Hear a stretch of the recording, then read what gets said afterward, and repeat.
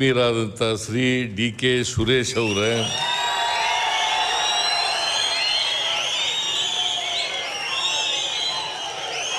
ಆಯ್ತು ಸಾಕು ಬಿಡ್ರಪ್ಪ.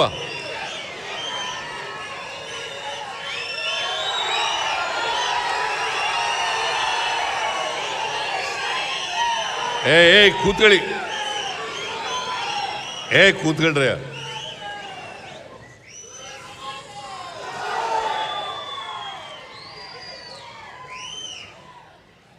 ಎಲ್ಲ ಅಧಿಕಾರಿ ಸ್ನೇಹಿತರೆ,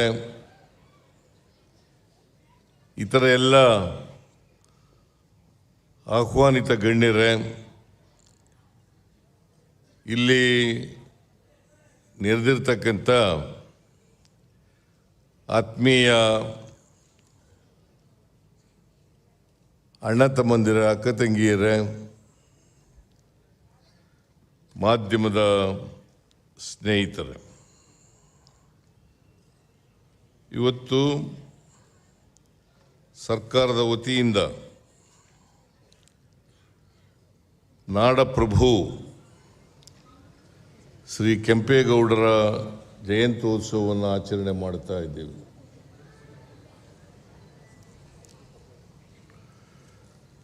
ನಾನು ಈ ನಾಡಿನ ಎಲ್ಲ ಕನ್ನಡಿಗರಿಗೆ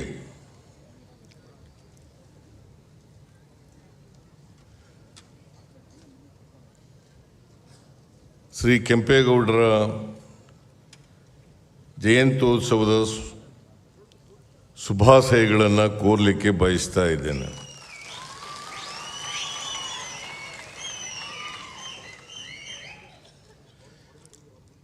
ಇದು 516ನೇ ಜಯಂತಿ.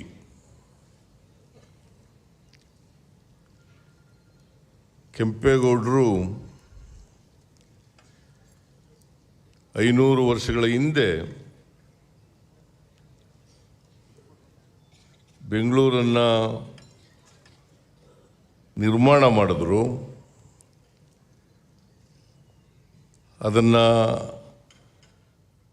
ಬೆಂಗಳೂರಿನಲ್ಲಿ ಆಡಳಿತವನ್ನು ನಡೆಸಿದ್ರು.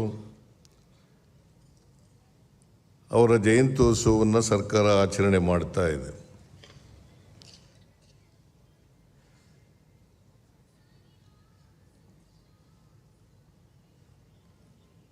ಈ ಜಯಂತ್ಯೋತ್ಸವ 2017ರಿಂದ ಪ್ರಾರಂಭ ಆಯಿತು. ನಿರ್ಮಲಾನಂದ ಸ್ವಾಮೀಜಿಯವರು ಇಲ್ಲೇ ಕೂತಿದ್ದಾರೆ. ನಾನು ಸ್ವಾಮೀಜಿಯವ್ರಿಗೆ ಹೇಳಿದೆ, ಕೆಂಪೇಗೌಡರ ಜಯಂತ್ಯೋತ್ಸವವನ್ನು ಆಚರಣೆ ಮಾಡೋಣ, ಸ್ವಲ್ಪ ಅವರ ಜನ್ಮದಿನದಲ್ಲಿ ವಿವಾದ ಇದೆ, ನೀವು ಹೇಳಿ ಅಂತ ಹೇಳಿದೆ. ಆಗ ನಿರ್ಮಲಾನಂದ ಸ್ವಾಮೀಜಿಯವರು ಈ ದಿನವನ್ನು ನಿಗದಿ ಮಾಡಿದರು.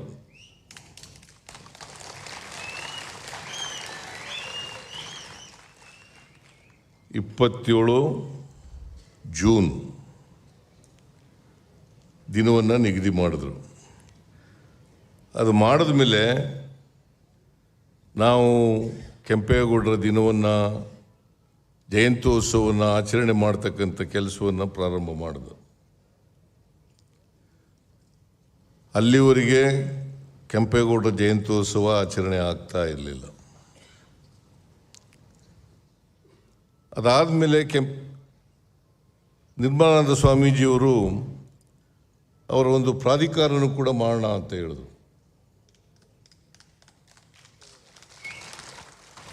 ಈಗ ಅವರ ಹೆಸರಿನಲ್ಲಿ ಒಂದು ಪ್ರಾಧಿಕಾರನೂ ಕೂಡ ಮಾಡಿದ್ದೀವಿ, ಕೆಂಪೇಗೌಡ ಪ್ರಾಧಿಕಾರ ಅಂತೇಳಿ.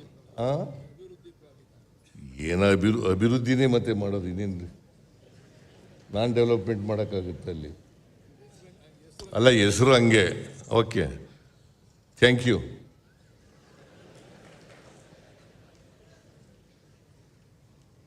ಕೆಂಪೇಗೌಡ ಅಭಿವೃದ್ಧಿ ಪ್ರಾಧಿಕಾರ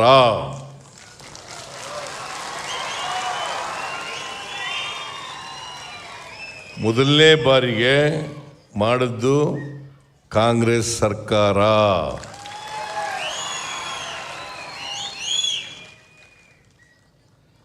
ಆಮೇಲೆ ಕೆಂಪೇಗೌಡರ ಸಮಾಧಿನೂ ಕೂಡ ಅಭಿವೃದ್ಧಿ ಮಾಡ್ತಕ್ಕಂಥ ಕೆಲಸವನ್ನು ಮಾಡ್ತಾ ಇದ್ದೀವಿ. ಮಾಗಡಿನಲ್ಲಿ ಕೆಂಪಾಪುರ. ಇವತ್ತು ಬೆಂಗಳೂರು ಅಂತಾರಾಷ್ಟ್ರೀಯ ಮಟ್ಟದಲ್ಲಿ ಖ್ಯಾತಿಯನ್ನು ಪಡೆದಿದ್ದರೆ ಅದಕ್ಕೆ ಮಾನ್ಯ ಕೆಂಪೇಗೌಡರು ಕಾರಣ ಅಂತಕ್ಕಂಥದ್ದನ್ನು ಮರೀಲಿಕ್ಕೆ ಸಾಧ್ಯ ಇಲ್ಲ. ಇವತ್ತು ಅಂತಾರಾಷ್ಟ್ರೀಯ ಮಟ್ಟದಲ್ಲಿ ಖ್ಯಾತಿಯನ್ನು ಪಡೆದು ಇಡೀ ಭಾರತ ದೇಶದಲ್ಲಿ, ಇಡೀ ಏಷ್ಯಾ ದೇಶದಲ್ಲಿ ಭಾಳ ವೇಗವಾಗಿ ಬೆಳೀತಾ ಇರ್ತಕ್ಕಂಥ ನಗರ ಯಾವುದಾದ್ರು ಇದ್ದರೆ ಅದು ಬೆಂಗಳೂರು ನಗರ ಅಂತಕ್ಕಂಥದ್ದನ್ನು ನಾವು ತಿಳ್ಕೋಬೇಕಾಗ್ತದೆ.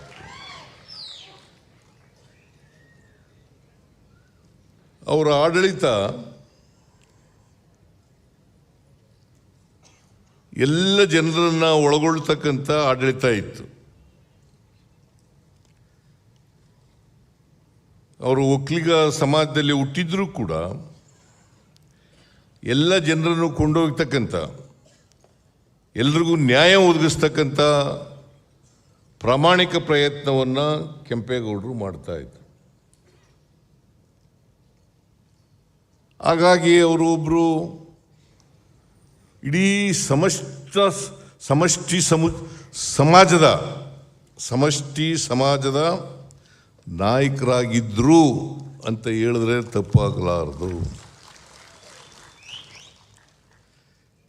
ಅದನ್ನೇ ಮಾಡಬೇಕು.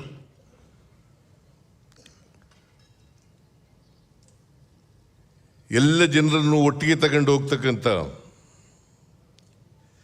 ಎಲ್ಲರನ್ನು ಒಳಗೊಳ್ಳಿರ್ತಕ್ಕಂಥ ಸಮಾಜ ನಿರ್ಮಾಣ ಮಾಡ್ತಕ್ಕಂಥದ್ದೇ ನಮ್ಮ ಸಂವಿಧಾನದ ಆಶಯ.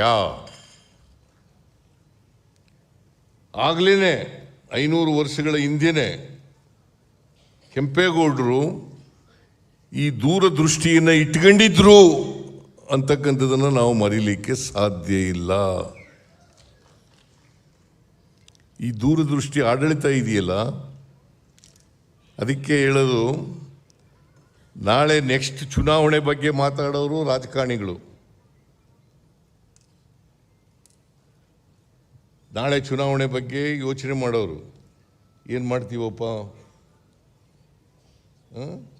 ಚುನಾವಣೆಯಲ್ಲಿ ಗೆಲ್ತೀವ ಇಲ್ವ ಅಂತ ಯೋಚನೆ ಮಾಡೋರು ರಾಜಕಾರಣಿಗಳು. 100 ವರ್ಷಗಳು, 200 ವರ್ಷಗಳು, 300 ವರ್ಷಗಳನ್ನು ಯೋಚನೆ ಮಾಡ್ತಕ್ಕಂಥವ್ರು ಬೆಂಗಳೂರು ಏನಾಗಬೇಕು, ಯಾವ ರೀತಿ ಬೆಳಿಬೇಕು ಅಂತ ಯೋಚನೆ ಮಾಡ್ತಕ್ಕಂಥದ್ರು ಅವರು ಸ್ಟೇಟ್ಸ್ಮನ್ ಅಂತ ಕರಿತೀವಿ.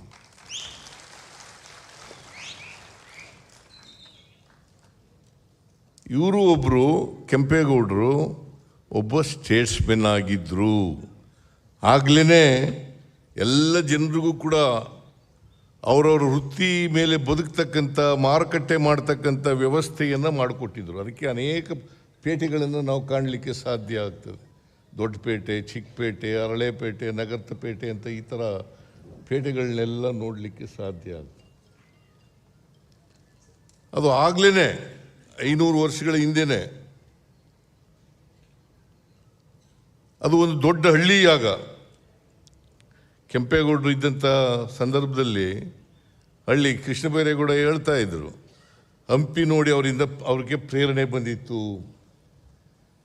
ಅಂದರೆ ಆ ಕಾಲದಲ್ಲೇ ಇದ್ದರು, 16ನೇ ಶತಮಾನದಲ್ಲಿ.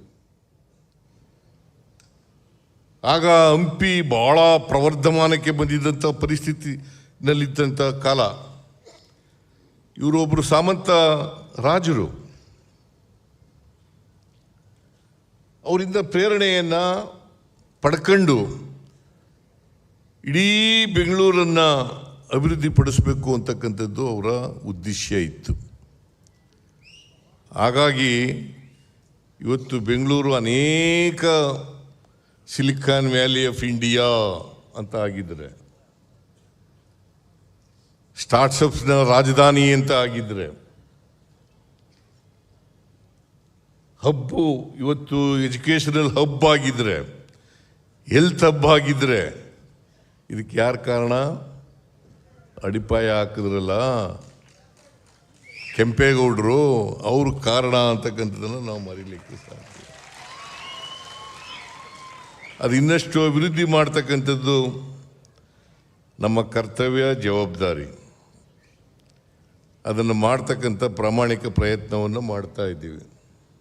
ನಮ್ಮ ಸರ್ಕಾರ ಪ್ರಾಮಾಣಿಕ ಪ್ರಯತ್ನವನ್ನು ಮಾಡ್ತಾ ಇದ್ದೀವಿ.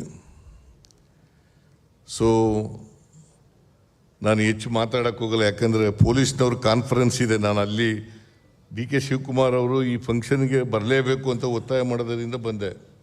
ಇಲ್ಲೇ ಹೋದರೆ ಪೊಲೀಸ್ ಕಾನ್ಫರೆನ್ಸ್ನ ನಾನು ಮಧ್ಯಾಹ್ನಕ್ಕೆ ಬರ್ತೀನಿ, 1 ಗಂಟೆಗೆ ಊಟಕ್ಕೆ ಅಲ್ಲಿಗೇನೆ ಅಂತ ಹೇಳ್ಬಿಟ್ಟು ಮುಂದಕ್ಕೆ ಹಾಕಿಸ್ಬಿಟ್ಟೆ ಅದನ್ನು.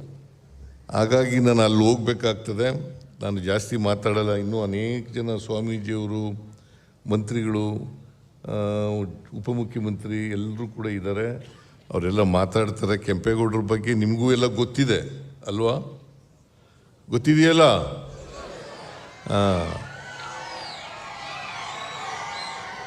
ಇದೇ ಸಂದರ್ಭದಲ್ಲಿ 3 ಸಂಸ್ಥೆಗಳಿಗೆ ಇವತ್ತು ಗೌರವಿಸ್ತಕ್ಕಂಥ ಕೆಲಸವನ್ನು, ಪ್ರಶಸ್ತಿ ಕೊಟ್ಟು ಗೌರವಿಸ್ತಕ್ಕಂಥ ಕೆಲಸವನ್ನು ಮಾಡಿದ್ದಾರೆ. ಒಂದು ಇಂಡಿಯನ್ ಇನ್ಸ್ಟಿಟ್ಯೂಟ್ ಆಫ್ ಸೈನ್ಸ್, ಎರಡನೇದು ಕೆಂಪೇಗೌಡ ಅಂತಾರಾಷ್ಟ್ರೀಯ ಏರ್ಪೋರ್ಟು, ವಿಮಾನ ನಿಲ್ದಾಣ. ಅದು ಒಂದು ಹೇಳ್ಬಿಡ್ತೀನಿ ನಾನು. ಕೆಂಪೇಗೌಡ ವಿಮಾನ ನಿಲ್ದಾಣ ಅಂತ ಹೆಸರಿಟ್ಟವರು ನಮ್ಮ ಸರ್ಕಾರ ಇದ್ದಾಗಲೇ ಅಂತಕ್ಕಂಥದ್ದನ್ನು ಮಾಡ್ಕೋಬೇಕು, ಜ್ಞಾಪಕ ಇಡಬೇಕಾಗುತ್ತೆ. ಅದಕ್ಕೆ ಮೊದಲು ದೇವನಹಳ್ಳಿ ಅಂತಾರಾಷ್ಟ್ರೀಯ ವಿಮಾನ ನಿಲ್ದಾಣ ಅಂತ ಇತ್ತು. ನಾವು ಅದಕ್ಕೆ ಕೆಂಪೇಗೌಡ ವಿಮಾನ ನಿಲ್ದಾಣ ಅಂತ ಹೆಸರಿಟ್ಟದ್ದು ನಮ್ಮ ಸರ್ಕಾರ.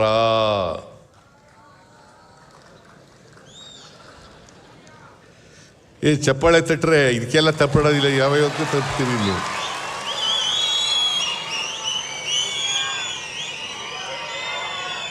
KJ ಜಾರ್ಜ್ ಬಂದಿದ್ದಾರೆ, ಅವ್ರಿಗೂ ಕೂಡ ಸ್ವಾಗತಿಸ್ತೇನೆ.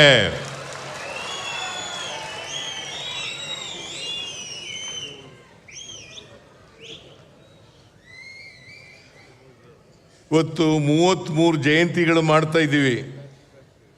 ಅರ್ಧಕ್ಕಿಂತಲೂ ಹೆಚ್ಚು ಜಯಂತಿಗಳನ್ನು ಮಾಡಿದ್ದು ನಮ್ಮ ಸರ್ಕಾರ ಅಂತಕ್ಕಂಥ ಅಭಿಮಾನ ಇದೆ ನನಗೆ, ಗೌರವ ಇದೆ. ಕಿತ್ತೂರು ರಾಣಿ ಚೆನ್ನಮ್ಮ ಜಯಂತ್ಯೋತ್ಸವ ಮಾಡಿದವ್ರು ನಾವು. ಕೃಷ್ಣ ಜಯಂತಿ ಅವನೆಲ್ಲ ಒಟ್ಟೋಗವನೆ, ನಾಗರಾಜ ಯಾದವ.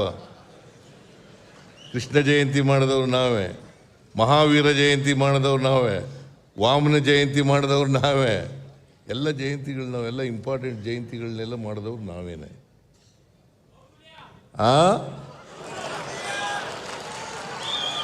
ಕೆಂಪೇಗೌಡರು ಅವತ್ತು ಮಾಡಿದಂಥ ಆಡಳಿತ ಇದೆಯಲ್ಲ, ಜನಪರವಾದಂಥ ಆಡಳಿತ. ಅದಕ್ಕೋಸ್ಕರ ಅವರನ್ನು ನೆನ್ಕೋಬೇಕಾಗ್ತದೆ, ಅವರಿಂದ ಸ್ಫೂರ್ತಿಯನ್ನು ಪಡ್ಕೊಳ್ತಕ್ಕಂಥ ಪ್ರಯತ್ನವನ್ನು ಮಾಡಬೇಕು. ಏಯ್ ಯಾರೇ ಅವನು?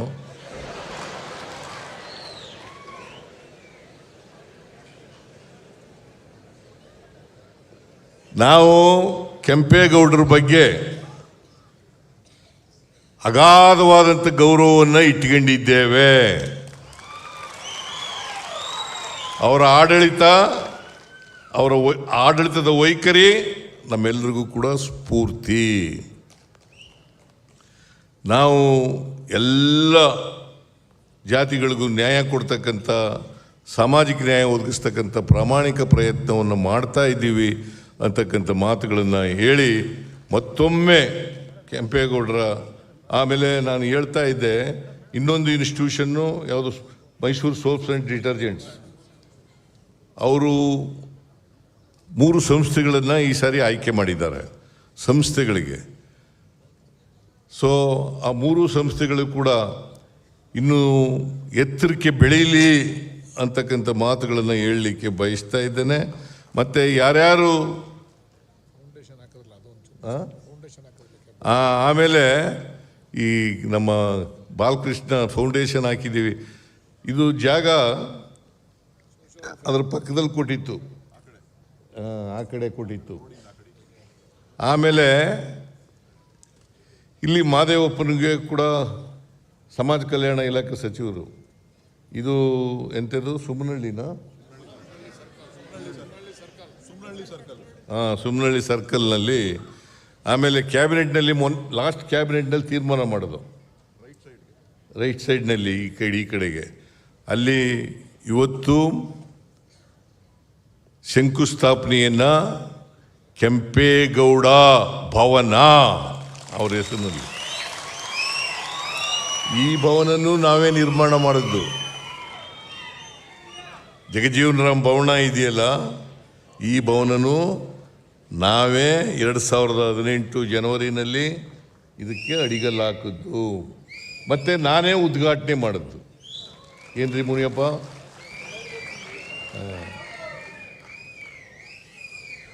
ಅದನ್ನು ನಾವು ಆದಷ್ಟು ಜಾಗ್ರತೆ ನಿರ್ಮಾಣ ಮಾಡಿ ಕೆಂಪೇಗೌಡ ಭವನವನ್ನು ಕೂಡ ನಮ್ಮ ಸರ್ಕಾರದ ಅವಧಿನಲ್ಲೇ ಉದ್ಘಾಟನೆಯನ್ನು ಮಾಡ್ತೇವೆ.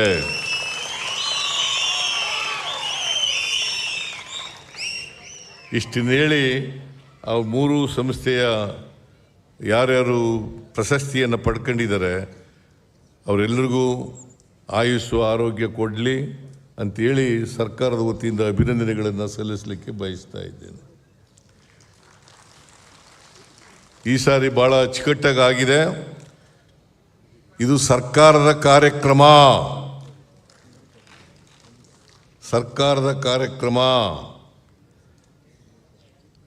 ಅದರಿಂದ ಪ್ರತಿ ವರ್ಷವೂ ಕೂಡ ಇದನ್ನು ಯಾವುದೇ ಸರ್ಕಾರ ಬರಲಿ, ನಮ್ಮ ಸರ್ಕಾರ ಇರಲಿ, ಇನ್ನೊಂದು ಸರ್ಕಾರ, ಪಕ್ಷದ ಸರ್ಕಾರ ಇರಲಿ, ಇದನ್ನು ಇನ್ನು ಮುಂದೆ ನಡೆಸ್ಕೊಂಡು ಹೋಗ್ತಕ್ಕಂಥ ಕೆಲಸವನ್ನು ಮಾಡ್ತೇವೆ. ಅಷ್ಟು ಹೇಳಿ ಈ ನಾಡಿನ ಜನತೆಗೆ ಶುಭಾಶಯಗಳನ್ನು ಕೋರಿ, ಕೆಂಪೇಗೌಡರು ನಮ್ಮೆಲ್ಲರ ಹೃದಯದಲ್ಲಿ ಇದ್ದಾರೆ ಅಂತಕ್ಕಂಥ ಮಾತುಗಳನ್ನು ಹೇಳ್ತಾ ಅವರಿಗೆ ಮತ್ತೊಮ್ಮೆ ಗೌರವವನ್ನು ಸಲ್ಲಿಸಿ ನನ್ನ